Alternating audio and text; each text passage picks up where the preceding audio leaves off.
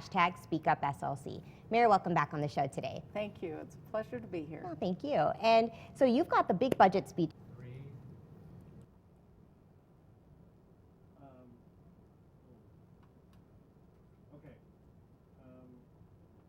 I'm having a technical difficulty here. Okay, go ahead. Thanks for watching Speak Up SLC with Mayor Jackie Biskupski. I'm your host, Poonam Kumar. If you have questions for the mayor, please send them to us at #SpeakUpSLC via Twitter or Facebook. Mayor, thanks so much for joining us again here. My pleasure. So Mayor, you have been, well, you just recently went to DC, right? Yes, Tell I me just got about back your yesterday. your trip. Yeah, so I went back for a climate summit, and it was a great dialogue around how do we broaden the base of getting people to realize that we have to start now to change the trajectory we are on.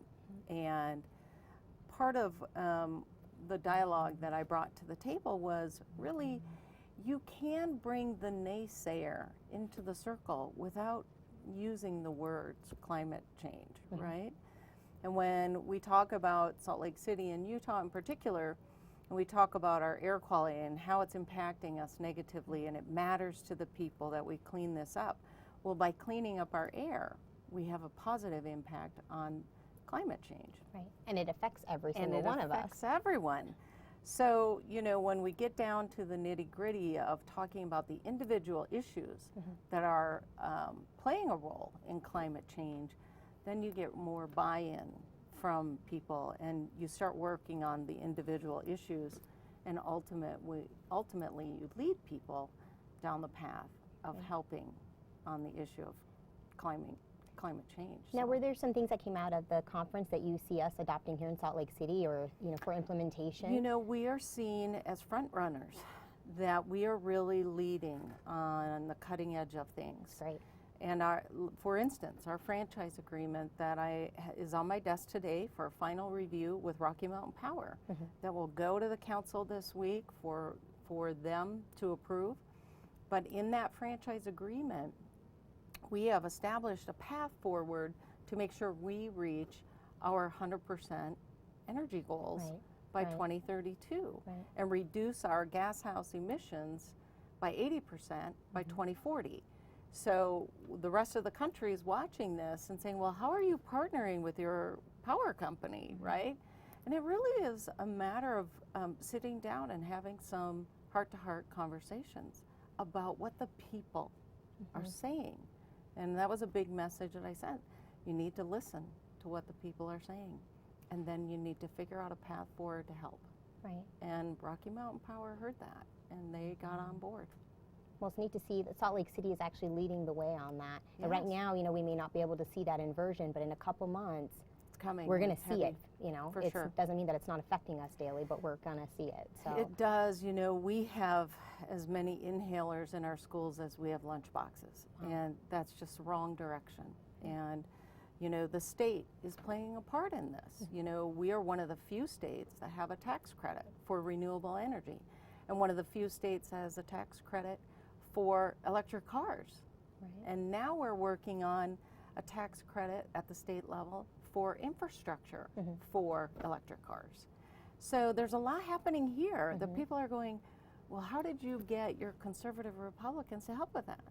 And it all goes back to talking about something that matters to everybody, and it's our air.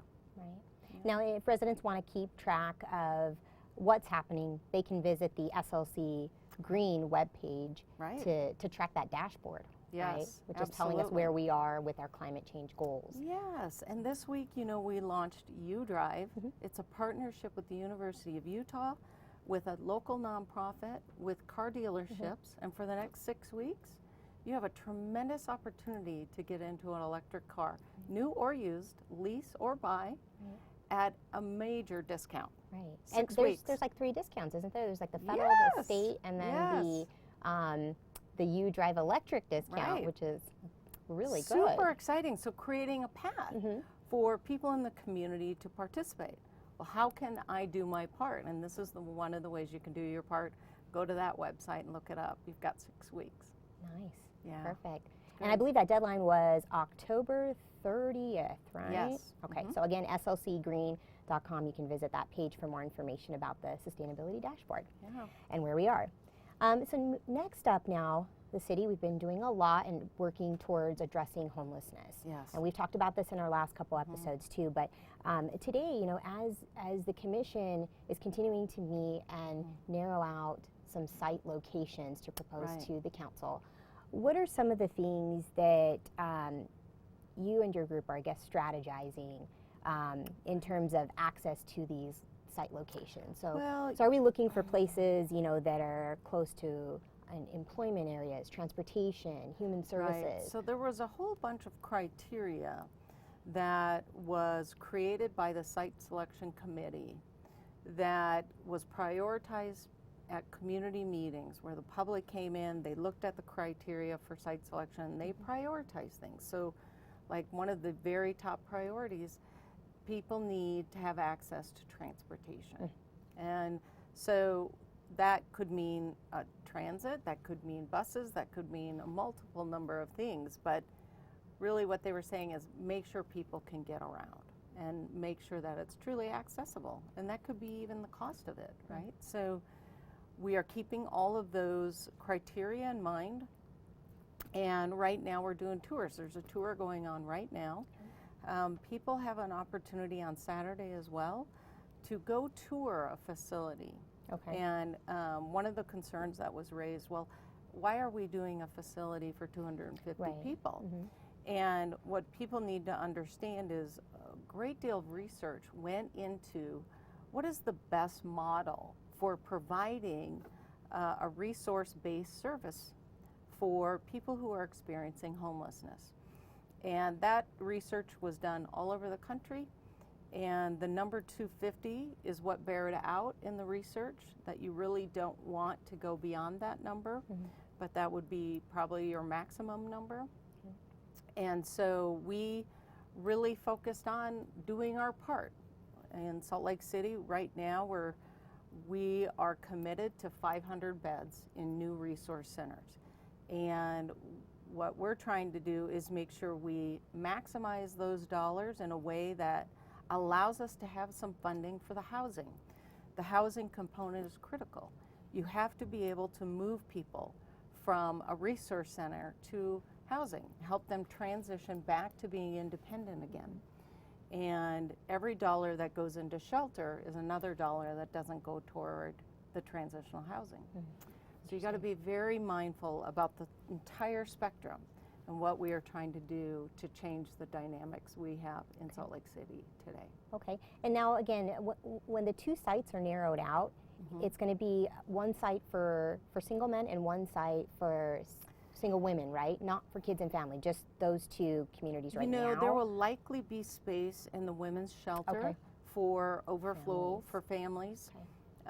Midvale is full, and so I suspect that you will see family space in the women's shelter, and I think that's important. We are working very hard to make sure families can move back to independence, but then we are also working very hard to help keep families in their current housing as well. Okay. And what are some of the next steps now? You're proposing 5 sites to the city council, right? Up to 5 sites. Up to 5, okay. And right now, potential sites are being vetted out by staff based on criteria. They also have to look at regulations, EPA regulations. They have to look at a number of things to make sure a site actually meets criteria for shelter, but then also meets the criteria that was prioritized by the committee and the community. So a lot of work going on right now. I have yet to see the final number and how many sites are actually in there that could be potential sites. And once we get that, then we'll be able to pour over that a bit. Okay.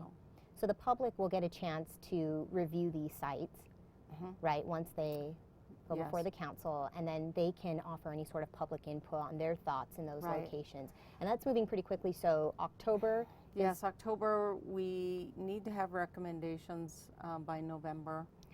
And you know, what's driving that is a heavy push by the community to change the dynamics down by the road home.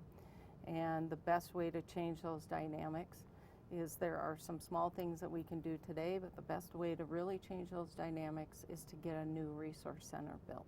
Okay. So our goal is to break ground in the spring on the first new resource center. Okay. The other piece to this that is, I think, super exciting is that, for instance, the YWCA is a resource center for women.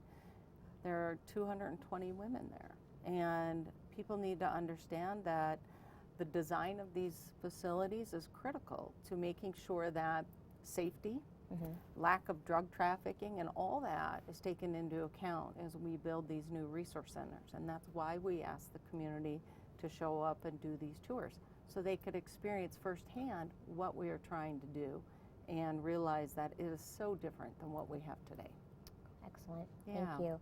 And so the community, again, can attend this tour, which is on Saturday at 1 p.m. And for more information, you can visit the mayor's website at slcmayor.com/homeless-services. So visit that site for more information, and there's some great videos on there too. Yes, and with come take coaches. a tour. Yeah. You will be pleasantly surprised. Great, great. Yeah. Now, exciting news for the West Side. Yes. Yes. So the city has secured $1,500 or 1,500 new jobs, not dollars. Right. 1,500 new jobs for the West Side. Tell me about that. Now, this is huge because UPS is putting in a regional hub into Salt Lake City. Okay. And that regional hub will ultimately create more employment opportunities because UPS is now seeing Salt Lake City as a major Western hub for commerce, and so what we want to do is make sure that we brokered the best deals possible. GoEd played a very big role in this, but those 1,500 jobs will lead to more. The space that they will land on allows for that facility to grow. And what we also expect is that those jobs will continue to lead to long-term employment opportunities for people and opportunities to grow professionally and move up the ladder. So those are the kinds of partnerships that I want us to focus on as we do economic development, and I'm very excited about this. So, and our business and win. Economic Development Department had been working on this deal in particular for quite some time now, right? Peter Mikowski was really at the forefront of that one, and he is doing a phenomenal job. He and Laura both played critical roles in getting the final deal in place and making sure that we are good partners, and we are. And what UPS is realizing is that Salt Lake City is a good place to do business. Right. And what's a timeline on this, by chance? I mean, is it like how soon will UPS come out this way? And you know, all of this will start moving forward quickly, and construction will begin, and you will see, I can't remember the actual timeline of the hiring process, but I can get that and get back to you. All right, great, thank you. Okay, and then we have a viewer question. How can we attract more young professionals from out of state to Salt Lake City and the downtown core? You know, I think we need to really promote what we have to offer in Salt Lake City for the younger generation, because we have transit opportunity here. We are what I believe is a real destination for arts and culture. You know, we are very good at promoting our mountains and not really promoting how fun Salt Lake City really is and what is all here for you to experience. The nightlife is booming, and people need to know that it's anything but boring. So at least come visit. Right, right. And I know housing is usually a big issue. You know, people want to, if they want to move here, can they find housing in Salt Lake City? Can they find it? Can they afford it? And that's a huge issue. And at every possible opportunity, we are focused on making sure we are developing affordable housing, especially for young professionals and small families, right? We want to make sure that everyone has the opportunity to live here and work here and get out of their cars, right? So that they don't have to commute. We really want that, and so we are very focused on it, and we're finding very good partners in the housing development world. Great. And I just saw on your Facebook page too, and this SLC Gov Facebook page, that there's a survey that we want residents or people just in general to take. So if you visit the SLC Gov Facebook page, you can take this survey, which would help Salt Lake City a lot to find out what are needs, you know, what are expectations that we need to meet and that type of thing. But thank you so much, Mayor, for joining us today. And we will be airing Speak Up SLC again live on Thursday, September 29th at 1:15 p.m. We hope you join us. Thank you so much for watching Speak Up SLC. Very good. Wow. Thanks.